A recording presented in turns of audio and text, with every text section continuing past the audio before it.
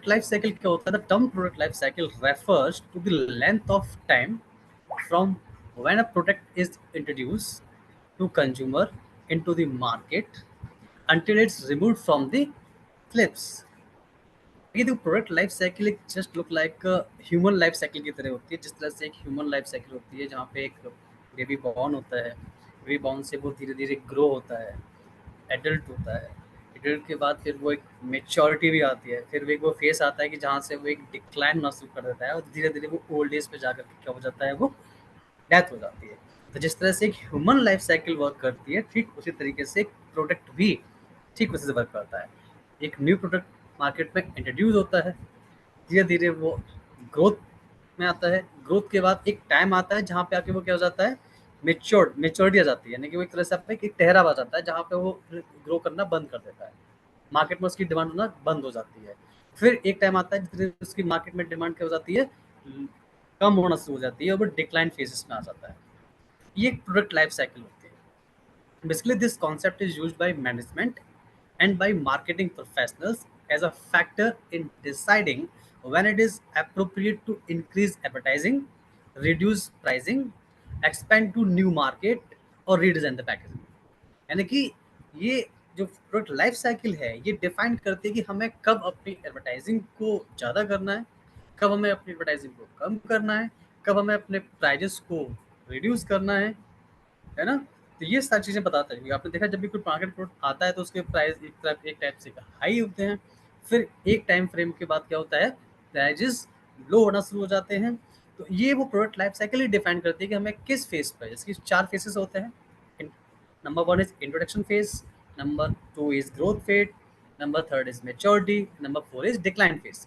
ये 4 फेजेस में डिफाइन करते हैं कि हमें कब अपने प्रोडक्ट, कब अपने एडवर्टाइजिंग को ग्रो करना है, इंक्रीज करना है, कब अपने प्राइजेस को रिड्यूस करना है। तो ये प्रोडक्ट लाइफ साइकिल से ही हम लोग डिफाइन कर पाते हैं। The process of strategising ways to continuously support and maintain a product is called product life cycle. I hope कि आपको समझ में आ जाएगा। Okay, now how the product life cycle works. तो जैसा कि मैं भी आपको बता रहा था, आप इस इमेज में एक जो आपको मैंने शेयर की हुई आप देख पा रहे हैं, यहाँ मैं आपको बता रहा था कि 4 फेसेस होते हैं। Number 1 is introduction, number 2 is growth, maturity and decline. यहाँ पे आप एक देख सकते हैं कि हमने जो एग्जांपल दिया हुआ है, वैसे मैं आपको मैंने भी आपको एक ह्यूमन लाइफ साइकिल का भी एग्जांपल दिया। यहाँ पे आप एक ट्री भी देख पा रहे होंगे, एक प्लांट से वो धीरे ग्रो कर रहा है, ग्रो से फिर वो एक मेच्योरिटी यानी कि मेच्योरिटी पे भी आ रहा है, फिर वो क्या हो रहा है, पतझड़ जिसे बोलते हैं, तो वो एक डाउनफॉल में भी जा रहा है। Okay, so product likes people have a life cycle. The life cycle of product is broken into 4 stages: introduction, growth, maturity and decline.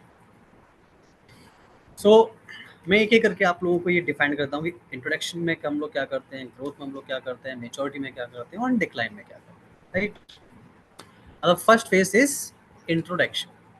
So basically introduction का मतलब होगा कि हम लोग मार्केट में कोई भी नया प्रोडक्ट जब आ रहा है तो हम उसे क्या कर रहे हैं, इंट्रोड्यूस करा रहे हैं। इसको इंट्रोड्यूस करा रहे हैं, हमारा जो कस्टमर बेस है, हमारा जो टारगेट मार्केट है, हम उसे इंट्रोड्यूस करा रहे हैं। तो product launch with limited market awareness. Market में अवेयरनेस जो कस्टमर है उसको भी हमें अवेयरनेस नहीं होती है, तो हमें क्या होता है कि लिमिटेड मार्केट अवेयरनेस के साथ हम प्रोडक्ट को लॉन्च करते हैं। High marketing and promotional cost to generate interest, क्योंकि इस फेज पे हमें मैक्स से मैक्स एडवर्टाइजिंग करनी होती है, प्रमोशनल एक्टिविटीज़ करनी होती हैं, तो यहाँ पर जो कॉस्ट आती है वो भी काफ़ी हाई होती है, क्योंकि इंट्रोडक्शन फेज है। तो हम लोग मार्केट में किसी प्रोडक्ट को इंट्रोड्यूस कैसे करेंगे, जब हम अपनी एडवर्टाइजिंग करेंगे और प्रमोशनल एक्टिविटीज अधिक से अधिक करेंगे, तभी इसी और अदर एक्टिविटीज़ हम लोग करेंगे, सेल्स प्रमोशनल एक्टिविटीज़ होती हैं, तभी हम अपने प्रोडक्ट को मार्केट में रिड्यूस करा पाएंगे। Low sales volume and potential losses, क्योंकि मार्केट अवेयर नहीं होता है चीज़ से, कस्टमर अवेयर नहीं होता है, न्यू प्रोडक्ट होता है, हम लोग इंट्रोड्यूस करा रहे होते हैं, तो यहाँ पे सेल्स वॉल्यूम भी क्या होता है, लो फेस में होता है।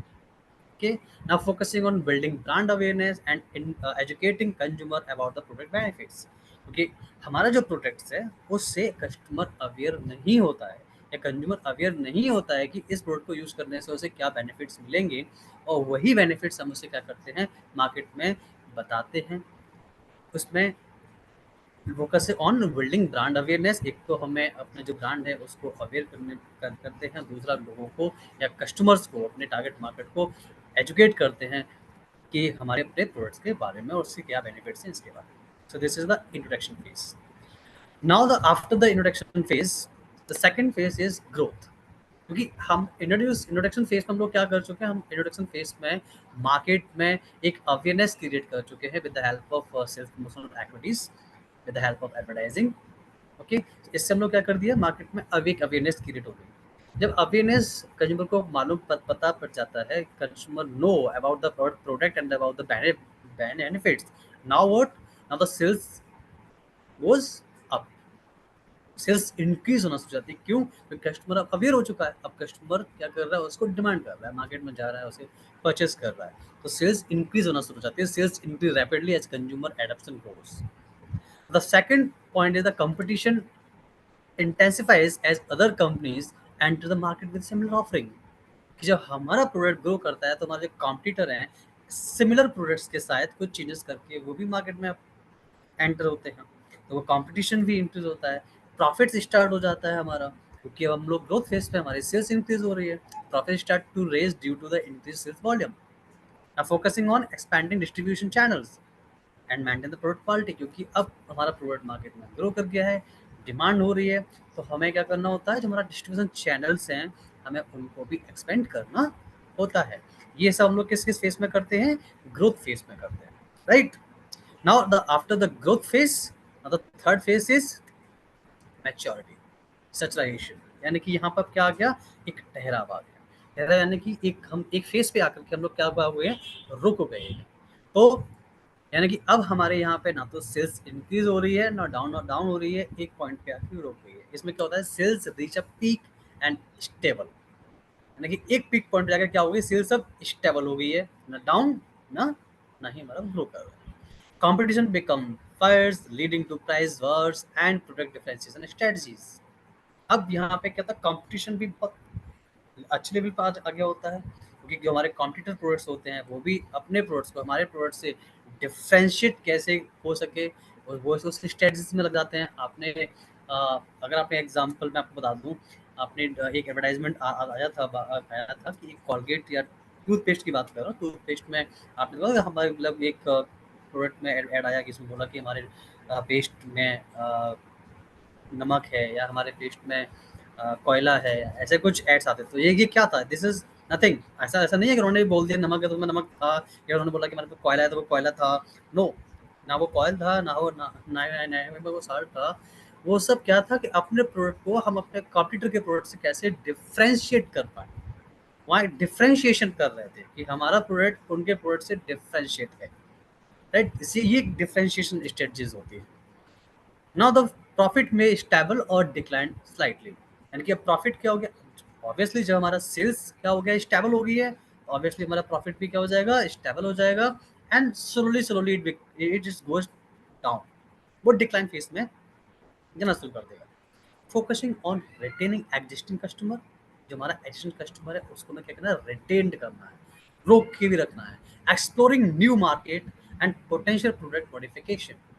क्योंकि अब जिस मार्केट को अब जैसे जिस जिस मार्केट में हम लोग अपने जो प्रोडक्ट्स को लॉन्च किया था, अब उस मार्केट में तो सैचुरेशन आ गया, स्टेबिलिटी आ गई. अब हमें क्या करना है, अब हमें न्यू मार्केट्स को एक्सप्लोर करना है कि हम अपने इस प्रोडक्ट्स को किसी और मार्केट की तरफ मूव करें, किसी एक न्यू मार्केट में जाएं, या अपने प्रोडक्ट में कुछ पोटेंशियल मॉडिफिकेशन करें जिससे कि उसको दोबारा से रीइंट्रोड्यूस किया जा सके, राइट. सो ये है सारे पॉइंट्स हम लोग किस फेज पे करते हैं, मेच्योरिटी फेज पे करते हैं. The first phase is introduction phase, number 2 is growth phase, number 3 is maturity phase, and the fourth phase is decline. Product life cycle का ये सबसे लास्ट स्टेजेस होती है. इसमें क्या होता है, sales and profit decline significantly due to market saturation, technological advancement और चेंजिंग कंज्यूमर प्रेफरेंसेस. डिक्लाइन हमारे प्रोडक्ट्स में क्यों आ रही है, कस्टमर का जो प्रेफरेंसेस है, कंज्यूमर जो टेस्ट, जिसे हम लोग टेस्ट बोलते हैं, वो उसमें क्या हो गया, चेंजेस आ गए, न्यू टेक्नोलॉजी आ गई. ये हमारा जो कॉम्पिटिटर है वो कुछ न्यू टेक्नोलॉजीज के साथ मार्केट में आ गया, कस्टमर वहाँ पे जाके मूव हो गया. अब यहाँ पे हमारे सेल्स भी डिक्लाइन होगी, सेल्स डिक्लाइन होगी तो ऑब्वियसली हमारा प्रॉफिट भी डिक्लाइन होना है, दोनों चीज़ें डिक्लाइन हो जाती है. And businesses may consider cost cutting major product modification और डिस्काउंटिंग द प्रोडक्ट्स, यानी कि हम अपने प्रोडक्ट्स में कुछ डिस्काउंट प्रोवाइड करना शुरू कर देते हैं जिससे कि हमारी सेल्स जितना भी हो सके प्रोडक्ट में मॉडिफिकेशंस की तरफ ज़्यादा जाना शुरू कर देते हैं, कॉस्ट कटिंग करना शुरू कर देते हैं, focus on maximising remaining profit and managing the product exit from the market, यानी कि हम अपना जो प्रॉफिट है उसको जितना हम लोग मैक्सिमम जितना अपना प्रॉफिट अर्न कर सकते हैं वो अर्न करने की कोशिश करते हैं और अपना उस मार्केट से एग्जिट होते हैं और न्यू मार्केट में अपने प्रोडक्ट में स्लाइटली चेंजेस करके मॉडिफिकेशंस करके न्यू मार्केट की तरफ मूव करते हैं। So these are the 4 phases of product life cycle. I hope कि आप लोगों को समझ में आ गया होगा। If anyone have any doubt please mention in the chat box, हमें उसकी क्वेरीज को लास्ट में प्रेजेंटेशन के लास्ट में हमसे सॉल्व कर देंगे, right. So there are some examples of, मैं आपको फेसेस वाइज एग्जांपल देता हूँ कि प्रोडक्ट लाइफ साइकिल के क्या एग्जांपल्स हैं फेसेस वाइज। जैसे कि अगर मैं बात करूँ इंट्रोडक्शन स्टेजेस की, तो रिसेंटली आज की मार्केट में जो इंट्रोड्यूस करा रहे हैं जैसे कि वर्चुअल रियलिटी हेडसेट्स, ये वर्चुअल हेडसेट्स मार्केट में इस समय क्या हो रहे हैं, इंट्रोड्यूस हो रहे हैं, लोगों को पता नहीं है लेकिन इंट्रोड्यूस कराया जा रहा है। इलेक्ट्रिक व्हीकल्स आप देख रहे हैं कि पहले diesel then petrol then the CNG vehicle, now the electric vehicles, ये न्यू है। ये अभी इलेक्ट्रिक व्हीकल्स मार्केट में बहुत नहीं है, अभी ये क्या है, इंट्रोडक्शन फेजेस पर है। EVs are gaining traction but have not fully replaced traditional gas on-line powered car. The focus lies on expanding charging infrastructure, increasing battery range, and lowering cost to reach a wider audience. कि हमें cost को कम करने से हम लोग क्या कर सकते हैं, जो हमारी ऑडियंस है, टारगेट मार्केट है, वो तो वाइड ज़्यादा से ज़्यादा लोगों तक हमसे पहुंच सके। तो इलेक्ट्रिक व्हीकल्स इस समय क्या किस फेज पे हैं, इंट्रोडक्शन फेज पे हैं। Now we are talking about the growth stage, we are talking about the growth stage. तो इस समय जो ग्रोथ जो हो रही है किस प्रोडक्ट से हो रही है, स्मार्टफोन इस समय ग्रोथ फेज पे है, बूम है मार्केट में, सभी लोग परचेस कर रहे हैं। तो अभी ये ग्रोथ फेज पर है, अभी इसका मेच्योरिटी फेज नहीं आया है, आने वाले टाइम में मेच्योरिटी फेज आना है। स्मार्टफोन का भी एक टाइम पर आगे क्या होना है, एक स्टेबिलिटी आनी है इसकी, बट रिसेंटली ये अभी ग्रोथ स्टेज पे है। Streaming services like Amazon, Netflix, Disney, Hotstars, है ना, ये अभी स्ट्रीमिंग, ये भी ग्रोथ फेज में, अभी मार्केट में बहुत डिमांड है इनकी। नेटफ्लिक्स, Amazon, ये डिज्नी, हॉटस्टार्स, इन चैनल्स की इस वक्त बहुत मार्केट है, ये भी ग्रोथ स्टेज पर हैं। ये भी अभी आगे चल के मेच्योरिटी फेज पे आएंगे, बट रिसेंटली ये अभी कहाँ पर है, ये अभी ग्रोथ स्टेज पे है, राइट। समझ में आ गया with help of examples. Now the maturity stage, कुछ चीज़ें जैसे पीसी पर्सनल कंप्यूटर्स, ये ऑलमोस्ट पर्सनल कंप्यूटर्स आपको बताइए कि मेच्योरिटी फेज पे आ चुके हैं। अब लोग इसको अपने घर में तो परचेस नहीं कर रहे, बट हाँ अभी जो ऑफिसेस हैं, जो कॉर्पोरेट्स ऑफिसेस हैं या यूनिवर्सिटीज़ ऑफिसेस हैं, वहाँ पे अभी भी मैक्सिमम अभी भी पीसीस पर वर्क किया जा रहा है, वहाँ डिमांड है इनकी। बट वो भी धीरे धीरे क्या हो रहा है, एक लैपटॉप में कन्वर्ट होते चले जा रहे हैं। तो ये अभी मेच्योरिटी फेज पर है, ये डिक्लाइन फेज पे चला जाएगा। अब सॉफ्ट ड्रिंक्स भी मेच्योरिटी फेज पे, अभी ग्रोथ पे नहीं, क्योंकि मार्केट में बहुत सारे डिफरेंट सॉफ्ट ड्रिंक्स अवेलेबल हैं, और इसलिए जो मेन जो कंपनीज हैं इसका, the soft drinks industries matured with established brands and the intense competition. क्योंकि मार्केट में पहले की अगर बात करूँ, आज से लगभग अप्रॉक्स 5 से 6 साल या 10 साल, 10 साल तो नहीं, वैसा 5 साल पहले की अगर मैं बात करता हूँ, तो दो बिग जो कॉम्पिटिटर थे मार्केट में, that is the Coke and Pepsi. Soft drinks में कोक एंड पेप्सी, इनके अलावा और तो कोई थिंग नहीं था जो कि इसमें था। तो ये दो बहुत मार्केट में जो दो बहुत बिग कॉम्पिटिटर थे एक दूसरे के, वो थे पेप्सी एंड कोक थे। लेकिन अब मार्केट में बहुत सारे डिफरेंट मार्केट्स में बहुत सारे सॉफ्ट ड्रिंक्स आ गई हैं। तो ये क्या है कि एक मेच्योरिटी स्टेजेस आ गई है। Company focus on brand loyalty, marketing campaigns and product diversification, क्योंकि यही बचता है। अभी आपको मैंने समझा था कि अगर हम लोग मेच्योरिटी फेज पर है तो हम लोग किस पर फोकस करेंगे, या तो हम लोग अपने प्रोडक्ट को डिफ्रेंशिएट करें, कैसे हम लोग मार्केट में डिफरेंशिएट कर सकते हैं, डाइवर्सिफिकेशन कर सकते हैं, या मार्केटिंग कैंपेन जोड़ सकते हैं, या लॉयल्टी ब्रांड लॉयल्टी जो है उस पर हम लोग बात कर सकते हैं। तो इस पर हम लोग बात कर सकते हैं। So these are the on the maturity phase. और डिक्लाइन फेसेस पे इस समय जो ऑलमोस्ट डेड लैंडलाइंस फोन्स अभी बिल्कुल भी यूज़ नहीं हो रहा है, बस जस्ट खत्म हो चुका है, काफ़ी डेज कम्प्लीटली खत्म हो चुकी हैं। तो ये डिक्लाइन स्टेजेस है। So these are the examples of the product life cycle stages. Hope कि आप लोगों को समझ में आ गया होगा। Very good.